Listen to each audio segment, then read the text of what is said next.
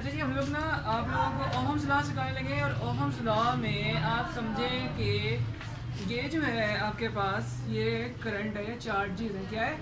Charges हैं। अब charges ने फ्लो करना है और इस फ्लो को बनाने वाली चीज़ क्या होगी? वोल्टेज होगी। इस चार्ज को, स्टेडी चार्ज को कौन चीज़ मूव करती है?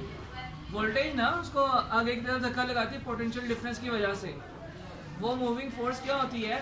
वोल्टेज होती है, जिसने इसको धक्का लगाना है।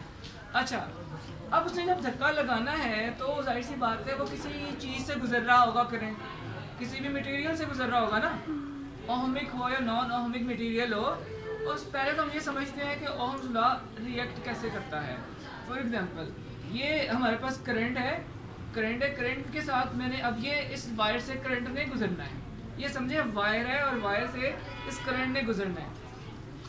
अच्छा जी, अब ये करंट से गुजरने लगा, अब मैं इसको खींच रहा हूँ तो ये बेसिकली जो मेरा खींचना वाला जो अमल है वो बेसिकली वोल्टेज है। वो क्या है? वोल्टेज है।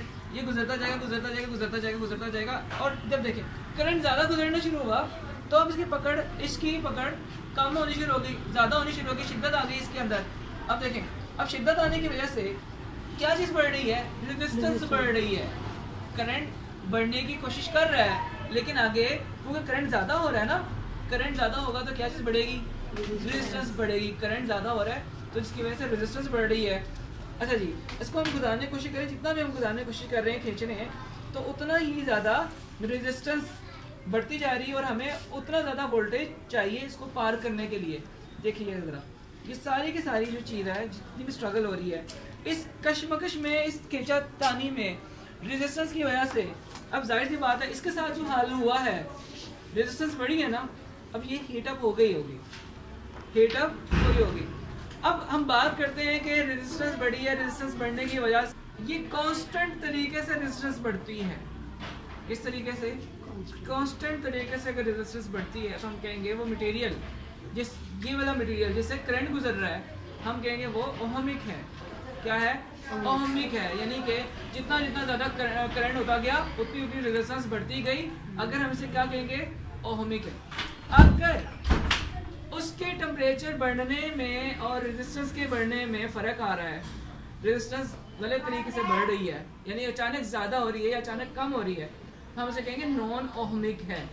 और याद रखिएगा, जैसे रेजिस्टेंस बढ़ेगी चीज़ें हॉट होंगी, क्योंकि वो फ्रिक्शन की वजह से, इस चीज़ की वजह से फ्रिक्शन ज़्यादा हो जाएगी, जिसकी वजह से क्या होगा? रेजिस्टेंस बढ़ेगी, रेजिस्टेंस ज़्यादा बढ़ेगी तो टेम्परेचर राइज होगा। ठीक है। ओहमिक की दो कंडीशन आती हैं, नॉन ओहमिक की, एक जिसमें थर्मिस्टर और फिलामेंट आता है, ठीक है ना। एक में क्या होता है, टेम्परेचर के बढ़ने की वजह से रेजिस्टेंस कम हो जाती है और एक में रेजिस्टेंस ज़्यादा हो जाती है।